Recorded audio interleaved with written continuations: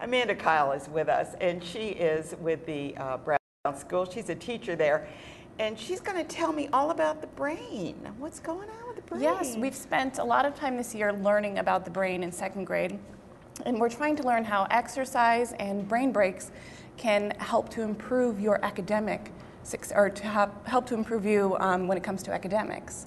So we've been using 4 different types of brain break activities.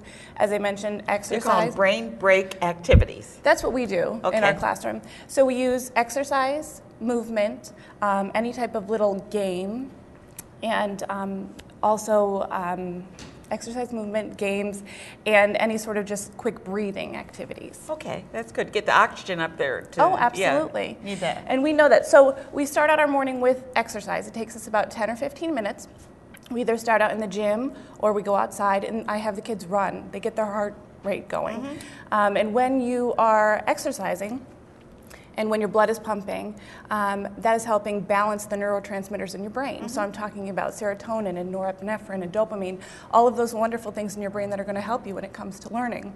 So we'll start off 10 to 15 minutes of exercise. How do the kids receive that? Do they love it, don't they? They absolutely love it. These are second graders. They're 7 and 8 years old. They got that energy ready to go. Yes, to them it's play. So we exercise for a few minutes, and there's research that shows that learning followed directly right after exercise, your brain is open and it's able to learn at its very best right at that time. So exercise is a common brain break for us. That's really great. That's great. Mm-hmm. Now, what have you been able to prove this?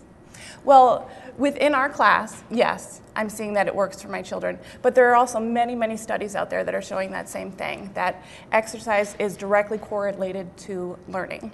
And now, when you talk about like a games or something, what kind of games do you do? Like I always go to like Luminosity, where they get these little, things you have to figure out.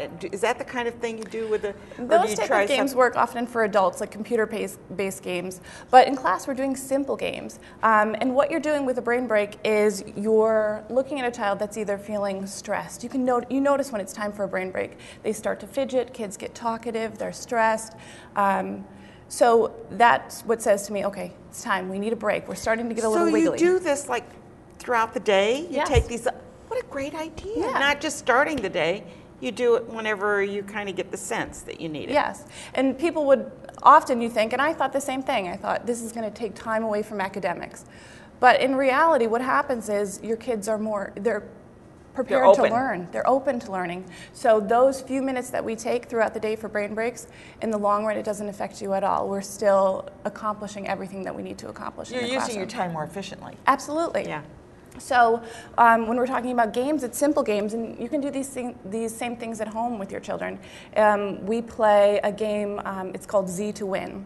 You'll pick a random letter of the alphabet. So if I said B, you would say B, I mean, C. like book or? Yeah. I don't know whether you're looking for a word or. I would say B, C, D, E, F. Whoever gets to Z, they're the winner. It's quick, it's easy. Hey, I won. But what's happened is you've distracted them away from the fact that they're learning. Things that we've done forever, rock, paper, scissors. That's a quick game that they can play. Simon Says. We'll turn on the radio and we'll dance around the room for one song. Just get them moving, get them active. And we know, I was talking earlier about the brain and your neurotransmitters, but at the same time, when you get your blood flowing in your brain, you're activating things inside your hippocampus, which is where memory is happening. And so you'll remember more. Exactly. Yeah. And there's studies that have shown that the lessons that you teach directly after phys ed class or right after exercise are the lessons that are most effective for children. So get them up and get them moving, use these brain breaks. And there's other things. We think about our children. There are some children that need the exercise, yes, but there's also some children that they need exercises or brain breaks that are going to calm them down. So as I mentioned earlier, I talked about breathing exercises that we'll do in the classroom. So at Brown School, we use the Mind Up program. So that's 3 times a day we're doing deep breathing exercises. So for my kids that are super active and they're moving around a great deal, that's when we'll take that time and we'll sit and we'll close our eyes, we'll keep our bodies still, and we will breathe. That's very good as a brain break as well. Have you tried this on the faculty? Yes.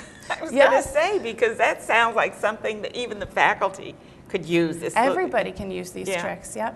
And then the last brain break that we use are movement-based brain breaks.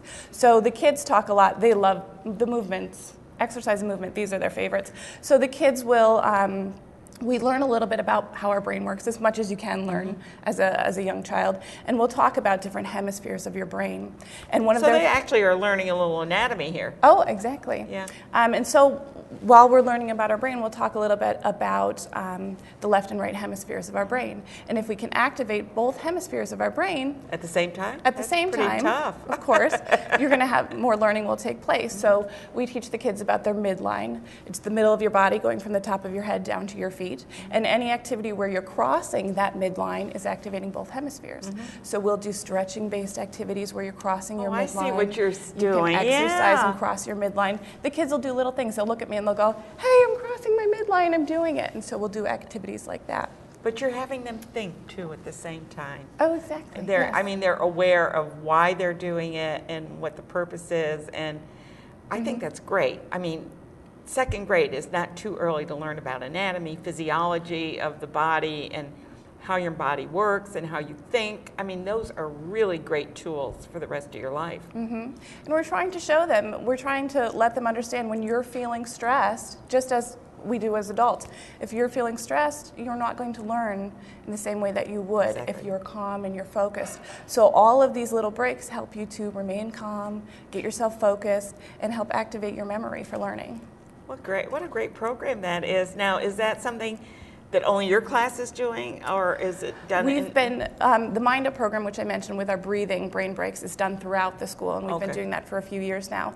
And then the other activities, it varies class to class. We're trying to see how it works for our students. So as I mentioned, this year I started it within our second grade class, and it seems to be very, very successful. So it's something that hopefully will grow within the school. And these are all things, like I said, that parents can do at home when they're working with their kids over the summer, or when they're working and you talk in to the homework. PTO and let them know, or PTA, or whatever it is, that so they know parent about organization. it. Yeah, just get the word. It's things like this. Get the word out and let people know that, you know, when you have that child at home and it's homework time and they're frustrated and they're angry and they're no longer focusing on their work, let them know that take a little break, take a brain break. That's Don't be afraid okay. to take a brain break. Absolutely. I love brain breaks.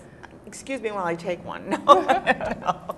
We're talking with Amanda Keil, and she is a teacher over at Brown School, and Brown School is located in Schenectady on what street is that? Not Corlier? It's Corlier. Yeah. Yep. It's an independent school for nursery through 8th grade students. Great, and I know that you have a lot of wonderful programs over there. You have fine arts and with theater and music and things Absolutely. like that.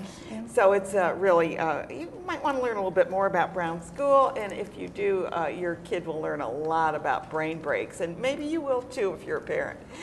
It's a great idea, and I thank you so much for being on the show, Amanda, and telling our viewers about brain breaks, because I think it's something we should all take a break once in a while, right? Get that brain going. Absolutely. Good. Thank you for having me. Thank you.